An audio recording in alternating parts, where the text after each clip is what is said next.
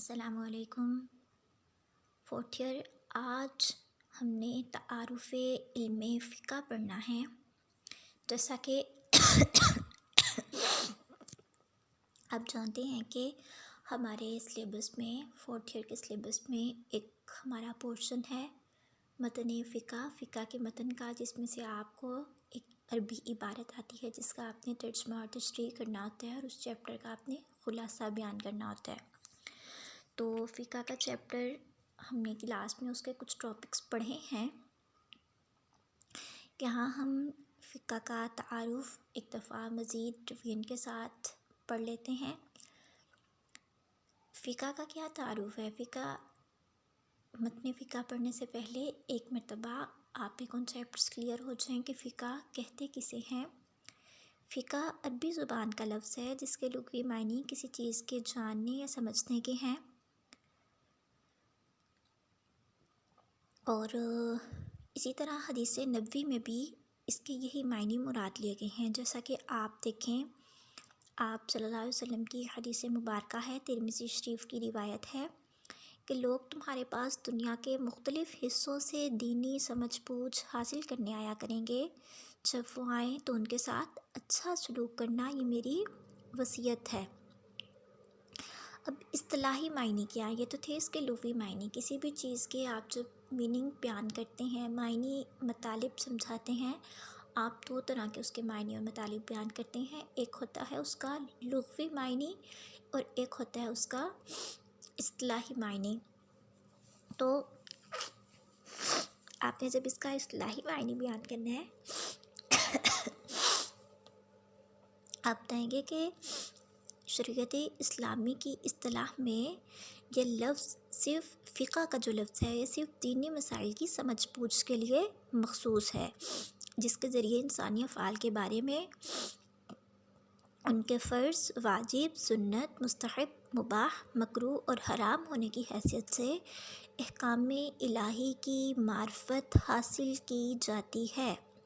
بالعموم فقہ کی تعریف ان الفاظ میں کی جاتی ہے۔ فقہ کی تعریف اگر آپ سے آبجیکٹیو میں شارٹ آنسر میں اگر آپ سے آ جائے کہ فقہ کی تعریف بیان کریں، فقہ کی تعریف لکھیں، تو آپ کیا لکھیں گے؟ آپ فقہ کی تعریف یہ لکھیں گے: الفقہ علم بالمسائل الشرعیہ۔ فقہ وہ علم ہے جس کے ذریعے شرعی مسائل کو جانا جاتا ہے۔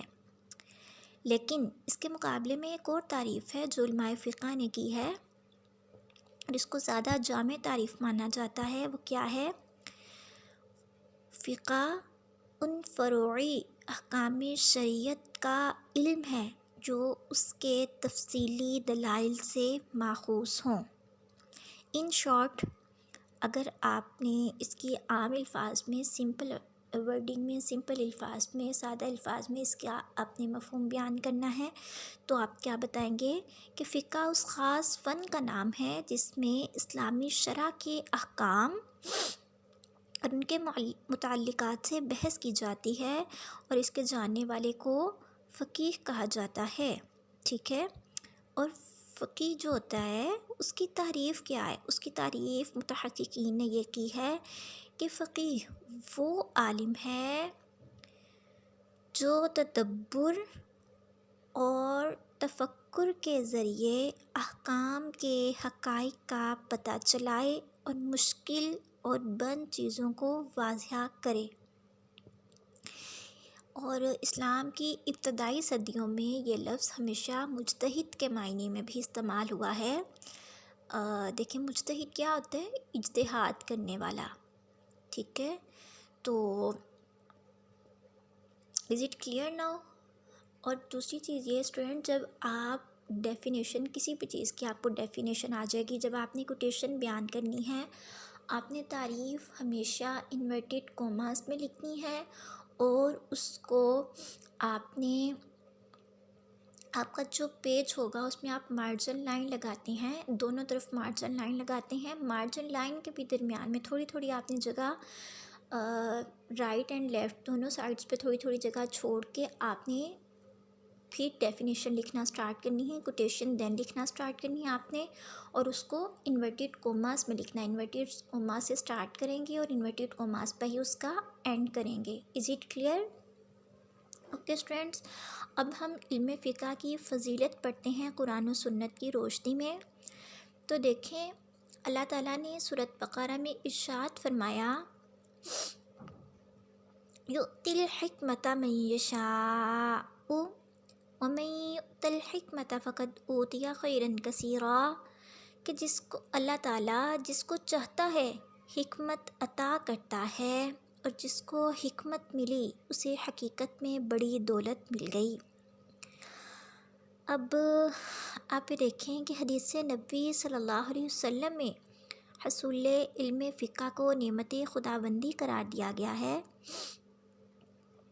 ارشاد ہوتا ہے من یرد اللہ بہ خیرا یفقہہ فی الدین، اللہ تعالیٰ جس شخص کے ساتھ بھلائی کا ارادہ فرماتا ہے اسے دین کی سمجھ بوجھ عطا کر دیتا ہے. ایک اور جگہ واضح الفاظ میں مطلب بیان کیا گیا، اس چیز کی وضاحت کیا بیان کی گئی ہے کہ ایک فقہ 1000 عابدوں کی نسبت شیطان پر زیادہ بھاری ہوتا ہے. مطلب ایک عالم، اس کو عابد پر ترجیح دی گئی ہے. کیوں؟ اس وجہ سے کہ جو انسان زاہد ہوتا ہے، جو عابد ہوتا ہے، مطلب بڑا پرہیزگار ہے. زاہد زہد کس سے ہے؟ دنیا سے بے رغبتی کو زہد کہتے ہیں. پرہیزگار ہے، اللہ سے ڈرنے والا ہے، خشوع و خضوع عاجزی اختیار کرنے والا ہے. اس کا عجز و انکسار، اس کی عبادت، اس کا زہد، اس کی دنیا سے بے رغبتی اس کی اپنی ذات تک ہوتی ہے، اس کو فائدہ دیتی ہے. لیکن اس کے مقابلے میں ایک عالم، ایک ایسا انسان جس کے پاس دین کا علم ہے، اس سے کیا ہوتا ہے، وہ اپنے علاوہ ہزاروں دیگر لوگوں کو بھی اپنے علم سے فیض یاب کرتا ہے. لوگ اس سے دین کی علم کی سعادت حاصل کرتے ہیں. Is it clear students? اچھا، نیکسٹ دوسری چیز ہے اب فقہ کا موضوع. کہ فقہ کا موضوع کیا ہے؟ فقہ کا موضوع اسٹوڈنٹ، فقہ کا موضوع آپ نے جو بیان کرنا ہے تو آپ یہ دیکھیں پوری انسانی زندگی فقہ کا موضوع ہے. لیکن سہولت کے لیے علماء کرام نے علم فقہ کو 2 حصوں میں تقسیم کیا ہے. انسان کے تعلقات کا محور 2 چیزیں ہیں.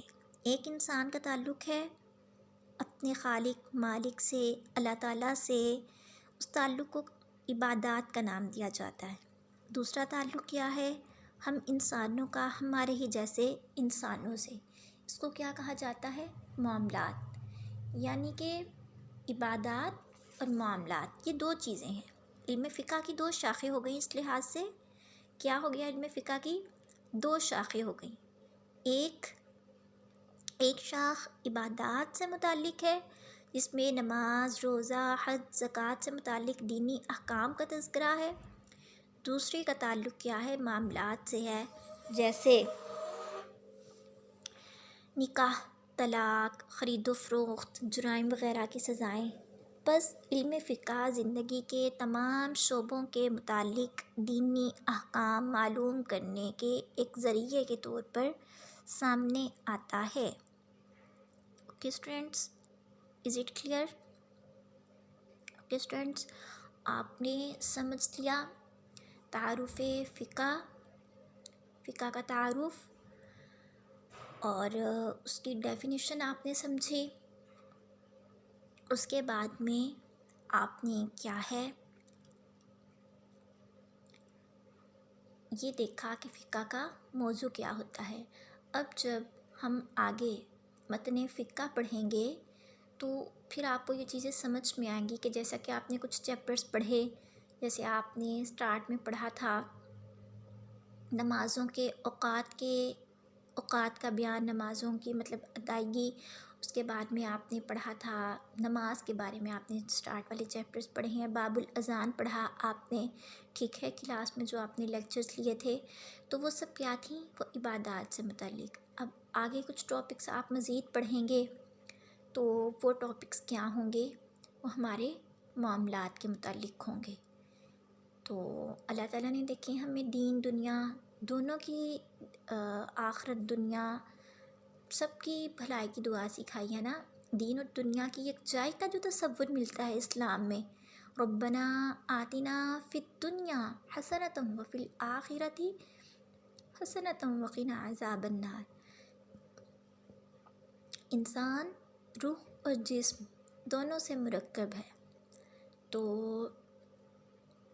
لہٰذا ہمیں عبادات اور معاملات دونوں کے متعلق جو ہے وہ اسلام میں ہمارے لیے قوانین، احکام اور ہمارے معاملات اور مسائل کے لیے حل جو ہے وہ وضاحت کے ساتھ بیان کر دیا گیا۔ اوکے اسٹوڈنٹس، آج کا لیکچر یہاں پہ کمپلیٹ ہوتا ہے۔ انشاءاللہ ہمارا جو نیکسٹ لیکچر ہوگا وہ فقہ اسلامی کے ماخذ پر ہوگا۔ اپنا خیال رکھیے گا۔ اللہ پاک ہمیں بھی اپنے ان محبوب بندوں کی فہرست میں شامل فرمائے جن پہ اللہ پاک اپنا خاص فضل و کرم فرماتا ہے۔ اللہ تعالیٰ ہمیں بھی صاحب علم بنائے۔ اللہ تعالیٰ ہمیں دین کی سمجھ بوجھ عطا فرمائے اور قرآن کو ترجمہ تشریح کے ساتھ پڑھنے کی اور اس کا حق ادا کرنے کی توفیق عطا فرمائے۔ اللہ حافظ۔